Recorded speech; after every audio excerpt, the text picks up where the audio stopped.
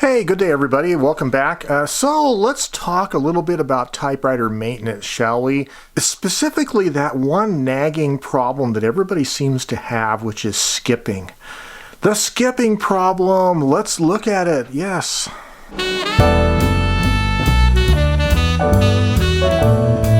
Well, I just finished working on a Sears Forecast 12 for a friend. That's a Smith Corona 6 series rebranded by Sears. And it had a skipping problem for sure. And I've been able to successfully resolve it. And I've also had some experience working on a few of the 5 series Smith Corona machines from the 1950s. So my comments here, my suggestions about how to tackle these nagging skipping problem is mainly kind of related to the Smith Corona 5 and 6 series, but some of these tips should help you tackle that issue regardless of what brand you have. Well, my friend's typewriter, when I was working on it a few days ago, I didn't really shoot video because it's hard for me to think about video production when I'm in the middle of a nagging intermittent problem. But I do have my Smith Corona Galaxy 12 here, which I'm going to go ahead and take some of the panels apart and just show you some of the things that's worth thinking about looking at when you are trying to resolve a skipping issue. Okay, let's get to it. Okay, the first thing is, if you just received this typewriter, maybe you bought it at the thrift store, bought it online, it's skipping, and you want to know, Joe, what do I have to do? Well, if you haven't cleaned the typewriter, you need to stop and do that now. Okay, you need to actually clean and degrease the typewriter before you start tackling these escapement issues, these skipping problems. Okay, that's the first thing. If you go to Phoenix Typewriter's channel, I'll leave a link down below. He has a lot of great videos about cleaning typewriters. You need to stop, clean, and degrease the typewriter and then test it. And then if it's still skipping, that's what this video is about. Okay, so we're going to assume that my Galaxy 12 typewriter has been cleaned and degreased and it's still having skipping issues. All right, so I have myself a soft cloth here, and I'm going to flip the typewriter over like this, take off the bottom panel. So various models of the 6 series, the screws will be oriented in various ways. In this particular one, these 2 bottom screws you simply loosen. Then you have 2 smaller recessed screws up here that you want to take off completely. As we're looking at the machine, on the bottom of the machine, this is the front up here, and this is the back of the machine down here. And this area right here is the escapement area that controls the spacing of the characters. This assembly right here that's moving is called the escapement rocker. That is the heart of the escapement. It has 2 levers on it called dogs. There's this one on the left right here and this one right next to it right here. And those 2 dogs interact with this star gear underneath to control the spacing of the characters. Let's look at all the things that will actually activate the escapement and trip the rocker to move. So first of all, your space bar is via this linkage here, and it will pivot the escapement rocker. Okay, then you have your repeat spacer. The repeat spacer comes via this linkage here, and it comes via this whole arm here, and it operates the dog of the escapement rocker like that, the left-hand dog. Then you have your tabulator, and the tabulator is going to activate this whole tilting bar here and tilt the escapement rocker out of the way also.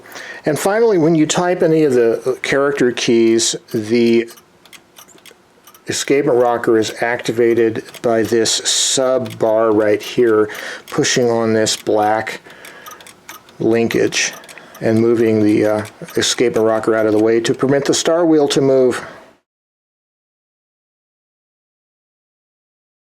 Okay, I've changed the view a little bit, so we're looking now at the pivot points for the escapement rocker. There's a pivot point here, and there's one right on this other side to the left right here. But these pivot points are critical for ensuring that this escapement rocker moves properly. So there is a locking nut, uses a 1/4-inch wrench to loosen, and there is a set screw here with a slotted fitting in it. And the ideal setting for the escapement rocker is if you take this spring off and the escapement rocker should fall down under its own weight without any spring tension on it. With this spring disconnected, the escapement rocker should just fall down under its own weight, and there should be no side-to-side, left-to-right movement.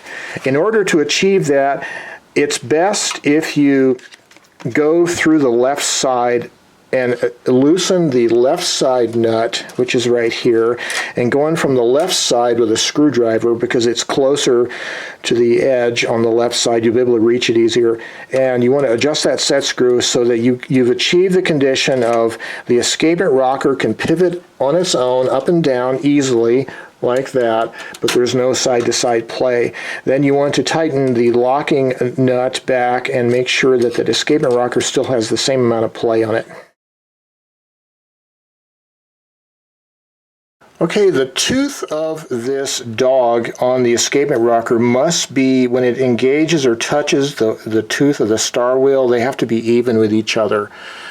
And in order to adjust that, there is this arm back here, this one going sideways right here where my screwdriver is touching.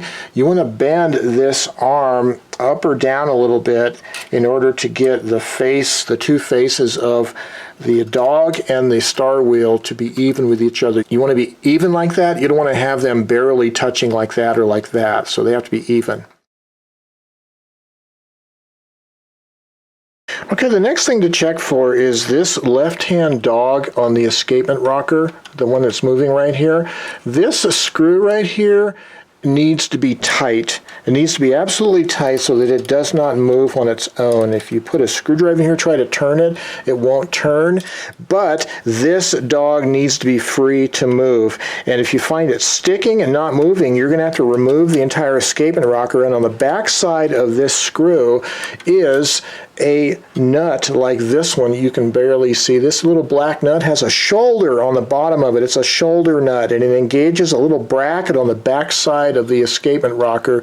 And what you do is you have to tighten that nut down to keep this screw from turning. But what you do first is you adjust the screw so that the dog on the escapement rocker can't pivot, and then you back it off slightly so it can pivot very slightly without any play. Then you tighten the nut down on the back side. So again, the screw needs to be completely tight, but the dog has to be able to pivot. You don't want it to come undone by itself, come unthreaded. Now let's talk about the trip point of the escapement. When you move the type bar up toward the platen, the point at which the spacing occurs, the tripping of the escapement, is very critical to the success of the typewriter from skipping. And the setup for Smith Coronas, the 5 and 6 series, is you want the front face of the type slugs to be about even with the front face of the printing guide here, the type guide. Right about there is where it should trip. If it's tripping too soon, like back here it trips, that could very well be a source of skipping. And so you're going to have to adjust the timing of the trip point. Okay, when you type a character, this universal bar trip arm operates this lever right here, which pivots the rocker out of the way to cause the carriage to move one space over. And this particular bar right here, this arm, the angle of it controls at what position of the type bar will the escapement trip. And to adjust this, if you want to make the escapement trip later in its travel, which is the type bar closer to the paper, you want to bend this arm down this way. But if you want to make it cause to trip sooner, that is, the type bar is further away from the paper, you want to move it up toward this arm here, this way. So the angle of this thing is very carefully bent to adjust the timing of the trip point. Now, this procedure assumes that you've already cleaned and degreased the slots of the segment thoroughly and the type bars themselves. So there's one additional cause of skipping. You need to do this test with every key, but you take the key, you press it gently, you take your finger and you gently press it against the typing position, the type guide, in and release it, and it should not stick. Now, if you see it sticking, it stays there. You need to test this, of course, with every type bar, but if it stays there, that could be a source of skipping, and what it's usually caused by is the type bar is bent, and it's going to be hanging up or touching either the left side of the type guide or the right side of the type guide. And the correction for that is you have to gently bend the type bar either to the left or to the right, like that, in order to get this part of the type bar that it goes in the slot of the typing guide so that it'll center itself. And you know you got it set right. If you hold it there in the middle, you should be able to feel a little bit of play like that and a little bit of play like that. If you don't feel that play on one side, it's probably rubbing on the inside surface of one of the guides there, again, causing it to stick and hang up, and that will cause skipping. There's one additional thing you need to check for general health of the system is when you type a character, the universal bar underneath is going to cause the ribbon vibrator to raise up. It's going to also cause the ribbon spool, one of the two spools, to advance. If there's any sluggishness in either of these systems, if the ribbon vibrator doesn't freely move up and down on its own, if it's a little bit binding, that could bind up the entire action of the machine, and it could cause skipping. In addition, the ribbon drive system needs to be very free to turn the ribbon spools, because all that is tied together with the movement of the type bars through the universal bar underneath. Even though it most likely is related to the mechanics of the typewriter, sometimes it's exacerbated by our technique, right? And I found what's helpful to troubleshoot a nagging problem is to set the touch adjustment to the lowest setting, because usually the typewriter is a little more delicate, the action is a little more delicate at the lighter setting, and if it's going to skip, it'll skip then instead of at the heavier setting.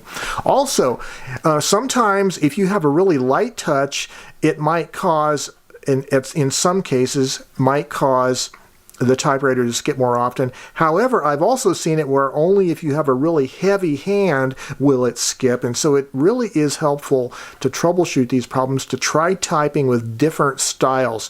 Try typing really hard, try typing really soft, and try hunt and pecking hard with two fingers, and then try touch typing also.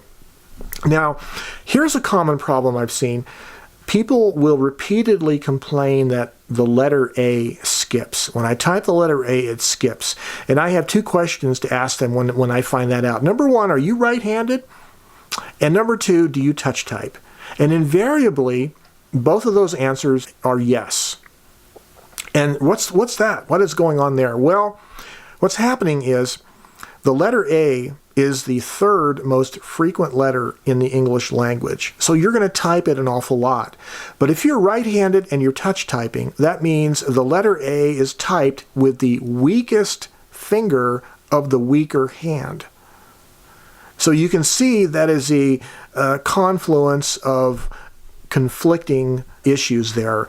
The weakest finger of the weakest hand is typing the third most frequent letter, and it invariably is going to result in you mishitting the letter A, not hitting it hard enough, firmly enough, speedily enough, and as a result, you can cause the escapement to skip if it's not ideally set up. So that's one way of checking it, is varying the speed and pressure at which you're hitting the keys to test it. But I will type an entire sheet, no spaces, just gobbledygook kind of stream of consciousness writing, and if there's any spaces, they show up really brightly, easily. I mark them with a red marker, and then it tells me what letter is causing that skipping or maybe related to it. So that could be one of those letters that's sticking up there in the type guide.